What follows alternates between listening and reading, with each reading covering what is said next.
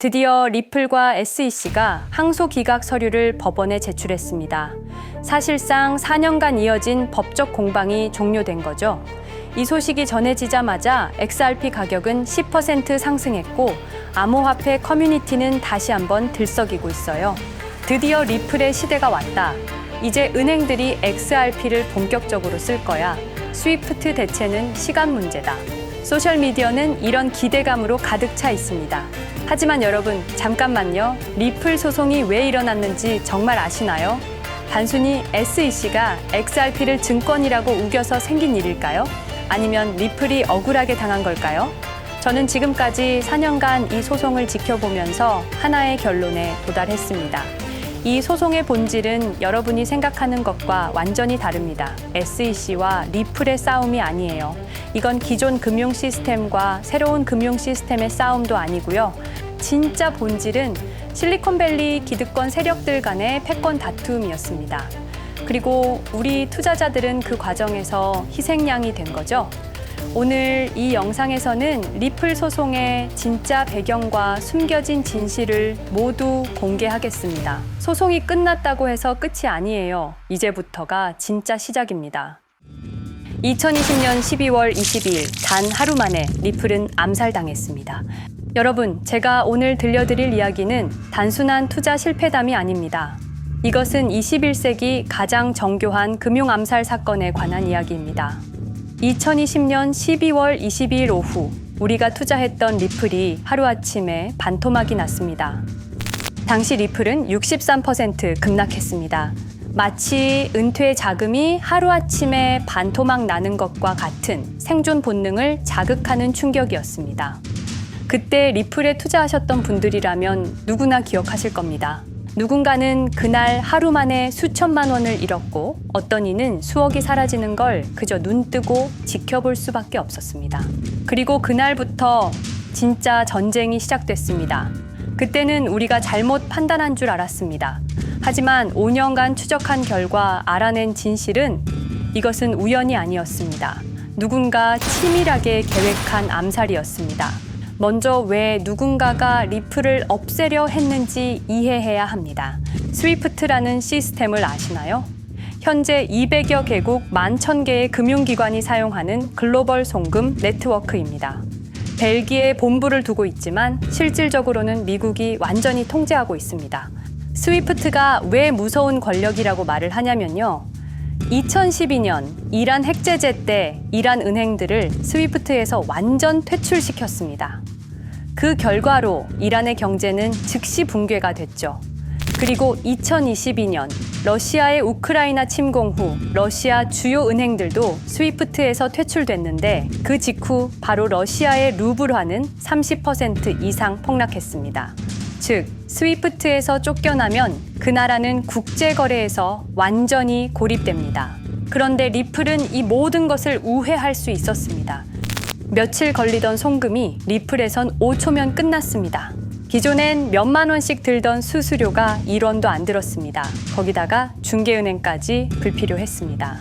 그리하여 2017년 리플의 위력이 증명되었습니다. 일본 SBI 그룹, 뱅크 오브 아메리카, 산탄데르 은행 등 200개 이상 금융기관이 리플 파트너십을 검토했습니다.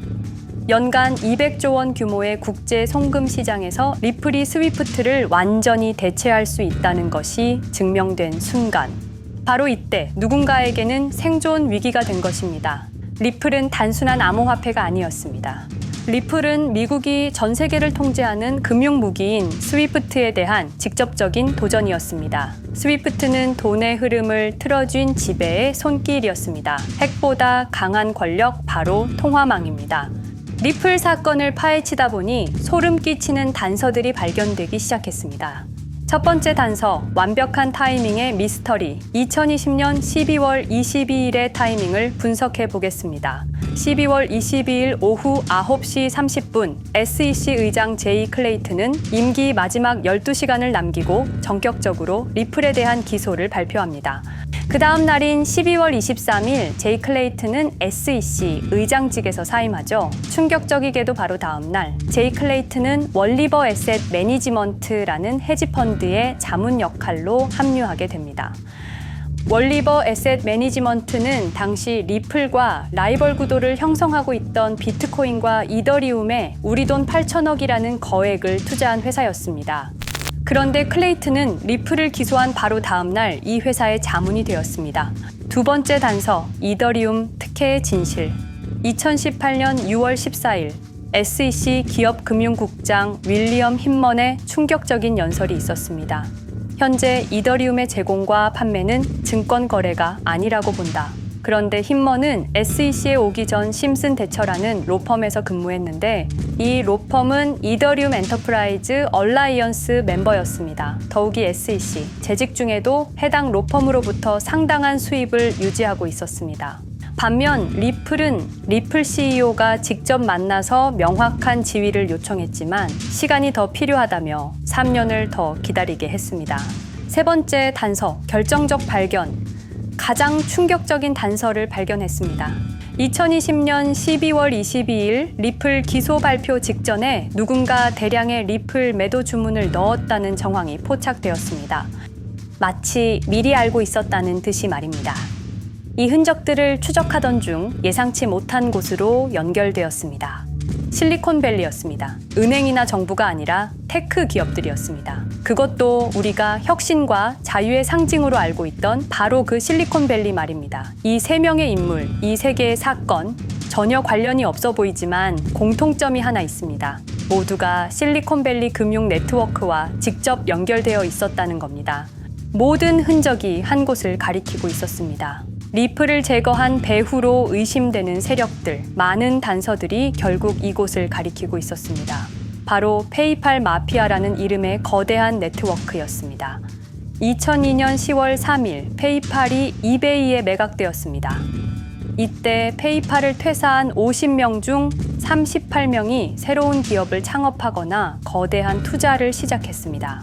그들은 서로 관계를 꾸준히 유지하면서 창업한 기업에 서로 투자하고 때로는 동업하면서 상호 성장하는 거대한 네트워크를 만들어냈습니다.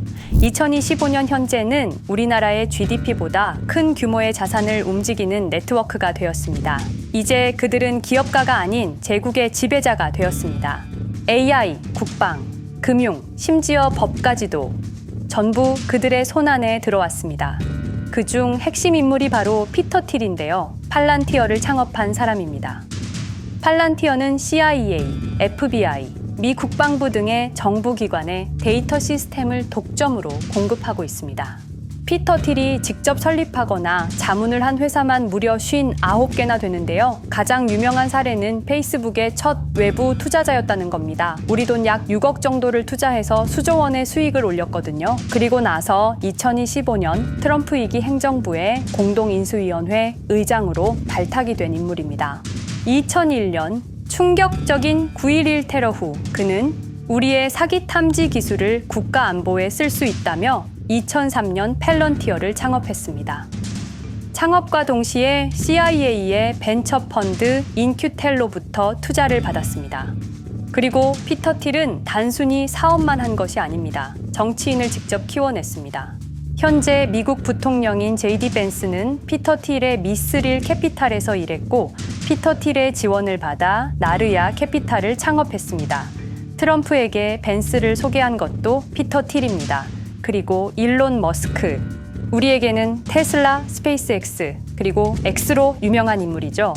머스크 역시 트럼프 2기 행정부에 입각해서 정부 효율 성부, 도지의 수장으로 일했습니다. 연방정부 전체의 예산 삭감 권한을 가진 엄청난 자리였습니다만 지금은 트럼프와 갈등을 벌이고 있기도 하죠. 그런데 그가 트럼프의 2024년 대선 최대 후원자라는 건 변하지 않습니다. 무려 2억 9,148만 달러, 우리 돈으로 약 4,300억 원을 기부했는데요. 머스크는 그때부터 기술과 권력을 통합하려는 제국 건설에 나섰습니다. AI, 화성, 인터넷, 금융, 이제는 인류의 생각 그 자체까지 장악하려 하고 있습니다. 머스크는 원래 트럼프 지지자가 아니었습니다. 오히려 바이든을 지지했죠. 하지만 바이든 정부가 백악관 전기자동차 정상회담에서 GM과 포드는 초대하고 테슬라의 수장인 자신은 제외시키자 마음의 상처를 입은 머스크는 공화당 지지자로 돌아섰습니다. 그리고 머스크의 시장 조작 능력은 이미 입증되었습니다. 2021년 5월 환경 문제로 비트코인 결제 중단이라는 트윗 하나로 비트코인을 폭락시킨 후 뒤로는 더 싸게 매집했습니다. 그리고 데이비드 sak스, 현재 백악관 AI 및 암호화폐 차르로 있는 인물이죠. 모든 암호화폐 정책 최종 결정권을 가진 자리에도 페이팔 마피아가 장악한 겁니다. 마지막으로 제드 맥켈럽, 우리에게는 리플의 배신자로 알려진 인물인데요. 아시는 것처럼 리플 공동 창업자였지만 리플을 나와서 스텔라루멘을 출시한 사람입니다. 2013년 리플 퇴사 후 90억 개의 리플을 보유한 상태로 갈등을 벌이다가 결국 2022년 7월까지 리플을 완전 매도해서 4조 2천억의 천문학적인 수익을 올렸습니다. 자, 그런데 여기서 기묘한 커넥션이 나오는데요. 2025년 6월 페이팔의 페이팔 USD가 스텔라루멘 체인으로 이전을 발표합니다. 그리고 SEC 의장 제이 클레이튼도 이들과 연결되어 있었습니다. 클레이튼이 리플 기소 후 바로 합류한 월리버 에셋 매니지먼트는 페이팔 마피아들이 투자한 회사였고 원래는 비트코인, 이더리움에 8천억 정도를 투자했다고 알려져 있었지만 올해 초 내부 기밀 문서가 유출되는 사건이 발생합니다. 그 문서에는 스텔라루멘에 700억 가량 투자했다는 사실과 피터 틸의 팔란티어 주식 1조 6천억 원어치 그리고 페이팔 USD에 대한 투자 내용도 있었습니다. 더욱 충격적인 건 리플 경쟁사들의 집중적인 투자를 이어오고 있었다는 겁니다. 이제 모든 퍼즐이 맞춰지는 느낌이죠. 페이팔 마피아의 리플 제거 작전을 시간 순으로 정리해보자면 1단계, 내부 침투. 제드 맥켈럽이 리플 공동 창업자로 참여해 핵심 기술을 습득한 후 2013년 의도적 갈등 조성 후 퇴사. 90억 개의 리플을 보유한 채 시한폭탄을 설치했습니다. 2단계, 정부 인프라 구축. 피터 틸의 팰런티어가 2003년 CIA 벤처 펀드 투자로 창업 후 2020년까지 주요 정부기관 핵심 시스템을 장악했습니다. 3단계, 경쟁사 특혜 공작. 윌리엄 힌먼을 통해 2018년 6월 이더리움은 증권이 아니다 발언을 이끌어내면서 리플을 3년간 의도적으로 지연시켰습니다. 4단계, 마지막 일격. 제이 클레이튼이 임기 마지막 12시간 전에 리플을 기소한 후 다음 날 사임, 바로 그 다음 날 리플 경쟁사에 투자하는 회사의 자문으로 합류했습니다. 5단계, 대체제 준비. 2023년 8월 페이팔 USD 스테이블 코인을 출시하고 2025년 6월 제드의 스텔라 블록체인으로 확장을 발표했습니다. 제드의 리플 매도 자금이 스텔라 개발에 투입되었습니다. 6단계, 정치권 완전 장악. 데이비드 sak스가 모든 암호화폐 정책 최종 결정권을, 일론 머스크가 정부 예산 삭감 권한을, 피터 틸이 트럼프 인수위원회 공동의장직을 차지했습니다. 동시에 테크 기업들의 로비 활동도 급증했습니다. 메타는 2024년 역대 최고 금액인 2,443만 달러를 로비로 지출. 메타의 로비스트는 2016년 31명에서 2024년 65명으로 증가했는데요. 의원 8명당 로비스트 1명을 붙인 꼴입니다. 아마존은 의원 6명당 1명씩 담당 로비스트가 붙을 정도로 규모를 확대했고요. 7단계, 경쟁 세력 완전 제거. 데이비드 sak스가 백악관 정책 담당자로 취임한 지 2주 만에 리플이 지난 수년간 워싱턴에 배치해 놓은 주요 로비스트들이 하루아침에 모두 축출되었습니다. 공식적인 이유는 이해관계 충돌이었지만 실제로는 경쟁 세력 제거 작전이었습니다. 이로써 리플을 대변할 수 있는 마지막 정치적 통로마저 완전히 차단되었습니다. 페이팔 마피아의 계획은 리플 공격이 끝이 아니었습니다. 현재 새로운 타겟을 노리고 있습니다. 그리고 그 타겟은 단순한 암호화폐가 아닙니다. 그건 머스크조차 경계할 수밖에 없는 존재, 통제 불가능한 AI 코인이었습니다. 리플에 대한 공격이 성공한 것처럼 보이지만 그들이 아직 해결하지 못한 하나의 문제가 남아 있습니다. 한 AI 코인이 일론 머스크의 테슬라 AI와 XAI를 위협할 수 있는 기술력을 가지고 있다는 것입니다. 그래서 전략이 바뀌었습니다. 죽일 수 없으면 소유하자. 머스크가 이 코인을 경계하는 증거들이 몇 가지 있는데요. 지난 6개월간 머스크의 행동 변화가 포착되었습니다. XAI에 대한 급격한 추가 투자 발표가 이어졌고 테슬라 AI 개발 속도를 급격히 가속화시키고 있습니다. 그리고 특정 AI 기술에 대한 부정적 언급이 증가하고 있는데요. 이 AI 코인은 현재 진짜 AGI 구현이 가능한 탈중앙화 AI 네트워크를 구축하고 있고 초당 수십억 단위의 연산을 처리할 수 있는 진짜 분산형 뉴럴 네트워크 기반입니다. 수백만 개의 노드가 연결된 분산 뉴럴 네트워크, 테슬라도 메타도 이 기술만큼은 아직 구현하지 못했습니다. 현재 기술로는 단 하나뿐입니다. 그러나 시가총액은 테슬라의 500분의 1 수준으로 그들이 매집을 멈추지 않는 이유입니다. 2025년 초, 이 코인의 공식 계정이 X 플랫폼에서 노출 차단된 정황이 포착됐습니다. 광고 계정도 중지됐고 해당 코인에 대한 설명 영상들도 순식간에 사라졌습니다. 이유는 머스크의 경쟁이 될 수 있는 유일한 AI였기 때문입니다. AI는 이제 권력을 쥐는 자가 인류의 사고를 설계할 수 있는 시대의 열쇠입니다. 머스크가 이 코인을 완전히 소유하게 되면 그의 AI 제국은 완성될지도 모르겠습니다. 하지만 문제가 있습니다. 그들은 이 AI 코인을 죽이지 않았습니다. 그 대신 가격을 철저히 짓눌렀습니다. 검색에서는 사라졌고 알고리즘은 배제했습니다. 누군가는 관심 없는 프로젝트라고 말합니다. 하지만 진실은 정반대입니다. 지금도 머스크와 페이팔 마피아의 자금이 그 코인으로 조용히 흘러 들어가고 있습니다. 가격이 낮은 건 무가치해서가 아니라 그들이 싸게 사고 있기 때문입니다. 그런데 이 AI 코인의 정체를 여기 유튜브에서 공개하려 했지만 치명적인 문제를 발견했습니다. 2005년 페이팔의 웹 디자이너와 개발자들이 동영상 공유 서비스를 만들었는데 그게 바로 지금 여러분이 보고 계시는 유튜브입니다. 체드 헐리, 스티브 첸, 자베드 카림, 유튜브 창립자들도 모두 페이팔 출신입니다. 게다가 일론 머스크는 현재 X를 소유하고 있습니다. 이러한 플랫폼들에서 그들의 AI 제국을 방해하는 정보를 공개하면 검열당할 위험이 있습니다. 그런데 제가 이 코인의 정체를 세상에 폭로한 게 이번이 처음이 아닙니다. 어떤 이유에선지 그 영상은 삭제되었고 이후 채널도 더는 운영할 수 없게 되었습니다. 커뮤니티 가이드라인을 위반한 적은 없었지만 불편한 진실이 다뤄질 때마다 이런 일이 반복됐습니다. 이건 단지 투자 종목 하나를 공유하는 문제가 아닙니다. 이건 우리가 감시와 통제에 맞서 싸울 수 있는 유일한 기회입니다.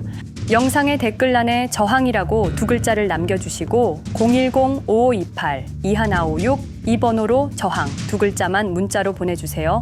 그럼 당신은 지금 머스크가 검열하고 페이팔 마피아가 조용히 매집 중인 그 AI 코인의 정체를 가장 먼저 알게 될 것입니다. 우리는 지금 역사의 분수령을 지나고 있습니다. 진정한 탈중앙화 금융이 실현될 뻔했지만 페이팔 마피아의 방해로 더 강력하고 교묘한 지배자들이 통제하는 세상이 오고 있습니다. 페이팔 마피아가 완성하려는 새로운 세계는 팔란티어를 통해 모든 거래를 실시간으로 감시하고 페이팔의 페이팔 USD를 통해 정부 마음대로 계좌를 동결시킬 수도 있고 차세대 스위프트를 통해 우리의 거래를 통제하고 AI 기술 독점을 통해 인류의 사고방식마저 장악하려는 겁니다. 하지만 완전히 포기하기엔 너무 이릅니다. 왜냐하면 진실을 아는 사람들이 늘어나고 있고 브릭스가 여기에 대한 대안을 만들고 있으며 리플의 기술적 우수성은 여전히 변하지 않았고 아직 머스크가 완전히 통제하지 못한 진짜 AI 혁명의 씨앗인 이 코인이 남아있기 때문입니다. 규제 환경이 바뀌고 진실이 밝혀지면 리플은 언제든 재평가받을 수 있습니다. 리플 홀더들이 당한 것은 개인 투자 실패가 아니었습니다. 이것은 21세기 금융 권력 투쟁에서 일어난 결정적 전투였습니다. 리플은 비록 일시적으로 억압받고 있지만 진정한 탈중앙화 기술은 결코 사라지지 않습니다. 하지만 이 전쟁은 아직 끝나지 않았습니다. 우리가 아무것도 하지 않으면 그들은 모든 것을 가져갈 겁니다. 머스크와 페이팔 마피아는 이 시대 최고의 지배자들입니다. 하지만 그들도 막지 못하는 단 하나가 있습니다. 바로 진실을 알아버린 개인들입니다. 우리는 지금 그들에 맞설 수 있는 거의 유일한 순간에 서 있습니다. 한 통의 문자, 그것은 단순한 신호가 아닙니다. 지금 움직이는 자만이 미래를 차지할 수 있습니다. 지금까지 이 긴 이야기를 들어주셔서 감사합니다. 제가 말씀드린 모든 것들은 사실을 기반으로 하며 대부분 공개된 기록들입니다. 기억하십시오. 우리가 침묵하는 순간 그들의 승리는 완성됩니다. 리플은 억압받았지만 그 정신은 살아남았습니다. 그리고 언젠가 진짜 자유로운 AI가 세상에 다시 등장할 그날까지 우리는 싸움을 멈추지 않을 것입니다. 010-5528-2156 이 번호로 저항 2글자만 문자 보내주세요. 이 정보는 지금 공개적으로 전할 수 없습니다. 저항이라는 신호를 보내주신 분들께 제가 직접 확인 후 순차적으로 보내드리겠습니다. 당신의 작은 선택이 우리 모두의 미래를 바꿀 수 있습니다. 지금이 바로 우리가 다시 시작할 순간입니다. 저항에 동참해주세요.